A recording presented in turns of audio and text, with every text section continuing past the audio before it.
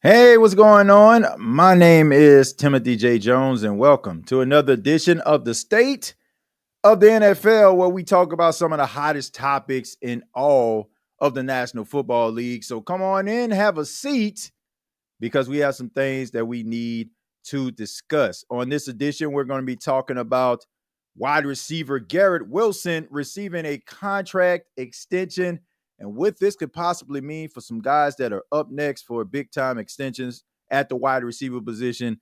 And also Teddy Bridgewater being suspended by his high school alma mater, something that you don't want to hear. We're going to be talking about that as well. But let's go ahead and get started. Talk a little bit about Garrett Wilson. He receives a massive contract extension with his team, the New York Jets.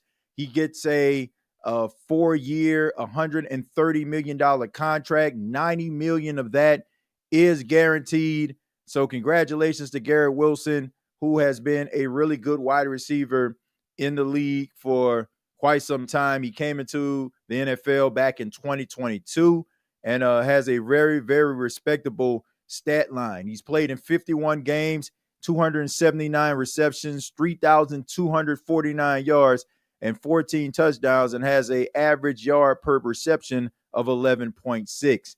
He is the bright spot on the New York Jets team, and I enjoy watching Garrett Wilson play. It's something about a wide receiver that is a dog. Like, it's just a guy that just knows that he's the best on the field, and he tries to prove it every single time. I think that his coup de grace, so to speak, was that famous Jordan logo catch that he had. I mean, that was just absolutely unbelievable, man.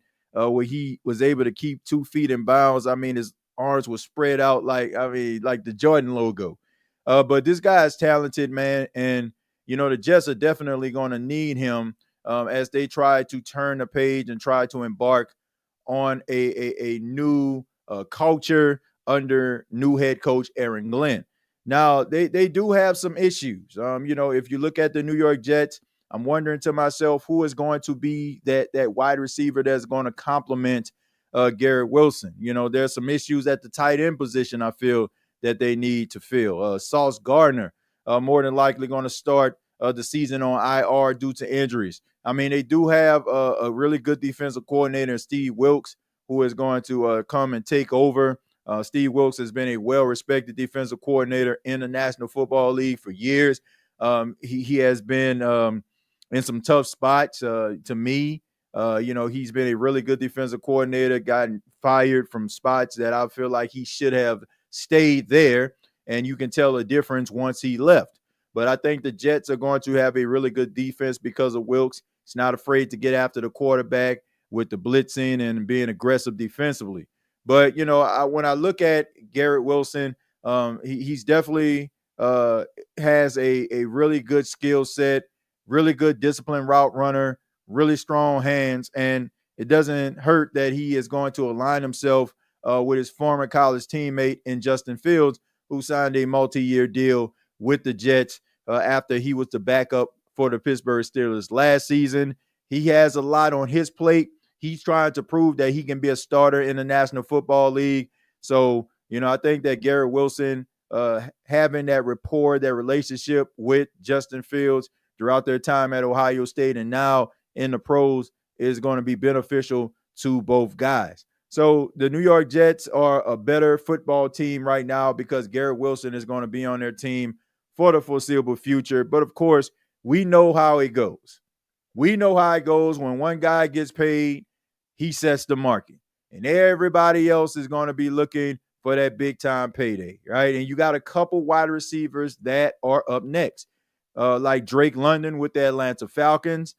He was in a part of that draft class. You also have Terry McLaurin, who has been a veteran in the league for quite some time, been one of the best wide receivers in football, very underrated if you ask me, because, before Jaden Daniels got with the Commanders, it was pretty much where football players go to die. But now it seems like everybody is starting to see how talented Terry McLaurin has been throughout his entire time in the National Football League. And you got guys like Chris Olave with the New Orleans Saints, who has been their number one guy since 2022. he is looking for a payday as well. So you're wondering to yourself, how is this going to affect some of those wide receivers? You can look around the landscape and say, oh, maybe this guy doesn't deserve as much money as Garrett Wilson, but it really doesn't matter, right? It just matters about the market. The market is what it is, right? It doesn't matter if you're better than this person or that person. Like, players are trying to negotiate. Well, their representation are trying to negotiate and trying to get as much money as possible. So, they're going to try to look at Garrett Wilson. They're going to try to match up his numbers versus theirs, and they're going to see where their place in the sun is for their clients. So you also have Juwan Jennings out there, who is very frustrated with his situation in San Francisco. According to reports, he's asked for a trade if they can't get negotiations done. But this is something that we've seen before with the 49ers. We've seen it with Brandon Ayuk. He was 1 foot in, 1 foot out. Lucky for him, he actually signed a contract extension before the ACL injury. And this is the reason why you want to sign these contracts, because if Ayuk wouldn't have had a deal and went out there and played, or, and hurt himself, tore his ACL in the midst of a contract negotiation, the 49ers would not have given him the money that he set out to get, right? So guys have to be very, very careful when it comes to that. And you also have to know your worth. I don't have an issue with Juwan Jennings trying to get as much money as he possibly can. He has stepped up in some serious spots, especially last season when you had a lot of injuries on the 49ers offense. Christian McCaffrey missed some games. You also had Deebo Samuel miss some games. George Kittle was kind of banged up a little bit. And, the running back position was, pretty much in flux as well throughout the season when McCaffrey went down. So Juwan Jennings really stepped up, and he was serving as that number one guy. And I mentioned Brandon Ayuk. He wasn't out there. He was out for the season due to an ACL.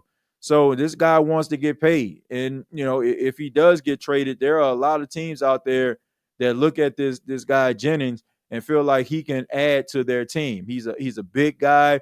He's tall. He has a really good wingspan. He's not the fastest wide receiver that you ever seen, but he's a very disciplined route runner, and he's not afraid to go get it. He'll go out there and aggressively catch those balls, man. He will definitely try to go out there and try to make plays. He's that wide receiver on a team that's not afraid to get dirty, and that's where I feel like a lot of teams are going to respect his ability and his skill set and maybe try to make a trade for him. What would that trade look like to me? If a team wants to try to acquire the services of a Jennings, I would say maybe like a 4th or a 5th round pick. But, I hope that the 49ers are able to pay him because he's a very talented guy. But Garrett Wilson set in the market. There are some, wide receivers out there that have recently got paid. We know T. Higgins signed a 4-year, $115 million contract.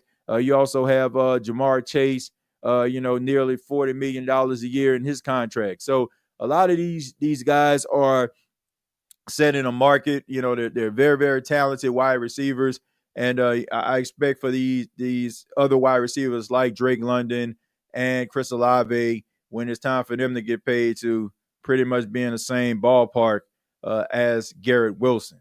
But we'll see. All right, well, we're going to go ahead and move on. Let's talk a little bit about Teddy Bridgewater, man. Teddy Bridgewater is a guy that, I really like, man. I like Teddy Bridgewater a lot. I think that Teddy is one of the most polarizing individuals that I've seen, because, I feel, in a way, I feel like Teddy Bridgewater, the NFL kind of, really, I don't want to say they robbed him, but I really felt like because of the injury that he had when he was drafted by the Minnesota Vikings, and he had that ankle injury, I think that, we really didn't see what Teddy Bridgewater could have possibly truly been. I think that he would have been a quality starter in the National Football League. He's played for a couple of teams throughout his career: the Jets, the New Orleans Saints, the Carolina Panthers, Denver Broncos, Miami Dolphins, and most recently the Detroit Lions. But we're talking about Teddy Bridgewater, unfortunately, because he got suspended by his former high school. his former high school suspended him due to improper benefits for giving things such as rides, meals, and recovery services for his players. All right, his former high school, Miami Northwestern, who he led to a 2024 Class 3A state championship. He got suspended as the head coach, and the school, the FHSAA, are investigating alleged impermissible benefits to players. Uber rides, meals, recovery services, all paid out of the pocket of his pocket last season. So, this wasn't one of those situations where Teddy Bridgewater, was like, oh man, y'all got me. Teddy Bridgewater, he's the one that reported it. He was the one that told the High School Athletic Association that he did these things. And of course, they did their investigations and they said that, it was is illegal for him to do these things. And he just felt like, well, he wasn't technically on the payroll of the school, which I can understand, because the last time I think Teddy Bridgewater really got a payday, he had a 3-year, $60 million deal that he signed with the Carolina Panthers when he was going to be their starting quarterback. Not trying to count the man pockets. I really not. I'm not trying to count this man bread, but at the end of the day, it's one of those situations where, it just totally unfair, and I feel so bad for the kids because, look, man, we can pretend to sit up here and act as if all these high schools around the country are the same, but we know they're not. A lot of these young high school players, they transition, they go to college, they come from certain situations, poverty-stricken situations, where these guys, probably don't have the proper meals, probably can't get home, probably carpooling with a friend, or probably have to walk home or catch the bus. And, I grew up in New Orleans. I grew up in New Orleans and, and playing football, you finish games and, they bring you back to the school, right? And some of these guys, they don't have their mom and their dad sitting in the school parking lot waiting on them for them to get a ride. They probably have to hitch a ride for a friend, or they walking out 1 o'clock in the morning, and they don't have any way to get home. Then when they get home, once again, they're from, areas and situations that are not ideal, right? They ain't got nothing in the refrigerator, nothing to eat, can't get the proper nutrition. And, I give credit to Teddy Bridgewater for taking money out of his own pocket. He don't have to do this. And he has given these players what they need because they can't get it anywhere else. And these young players are, trying to do everything that they can to get themselves out of the situation that they're in. They out there giving Teddy Bridgewater, as well as several other of these high school coaches, everything that they have in order for, maybe a Miami recruiter to sit in the crowd and pick them, a Clemson, a North Carolina, a LSU, a Alabama, hoping that they can have brighter days ahead. And, you got the Athletic Association talking about governing certain things, and, you're not looking at the situation. I credit Teddy Bridgewater for what he did. And he's a stand-up guy because he didn't have to do it. And I'm wondering to myself, would we even be talking about this if he wasn't man enough to say what he did? And I think, honestly, he probably said these things and did these things because he wanted to shed light on, what's really going on when it comes to some of these high school kids and the things that they do not have. So I don't feel like they're in the wrong. I don't feel like Teddy Bridgewater is in the wrong. I don't feel like his players are in the wrong. Teddy Bridgewater is looking out for his players. And that is the reason why I felt he won that state championship. Because guys, women, when you play organized sports, they want to feel like that coach is going to do everything that they possibly can to help them succeed and be better at what they're doing. And if that coach shows you that he has that type of character, that he has that type of passion, players will run through the wall for that coach. And Teddy Bridgewater taking money out of his pockets to give these young kids a ride home, giving them meals after games, making sure that, they tweak their knee, or, they need to have some type of rehab when it comes to like some of their ligaments being sore. He is giving these guys this out of his own pocket. These young men see this and they are really willing to go to war for Teddy Bridgewater. I salute Teddy. I don't see anything wrong with what he did.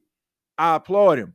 And I hope that the Florida High School Athletic Association allowed Teddy Bridgewater to be reinstated as the head coach of his alma mater, because clearly he knows what the hell he's doing. They were undefeated and they went to a state championship in his very first year as a coach. So keep up the good work, Teddy. And you did nothing wrong, my friend. They need more coaches like you. If they did, then the world would be a better place. And I guarantee you, some of these young football players, these young athletes out there, definitely will have a really good head start as they transition from high school to the collegiate level. But I would love to hear from you. What do you think about Garrett Wilson's new contract? And what do you think about Teddy Bridgewater being suspended by his alma mater for looking out for his players? Comment down below, like and share this video. Thank you so much for checking out the State of the NFL. Once again, my name is Timothy J. Jones.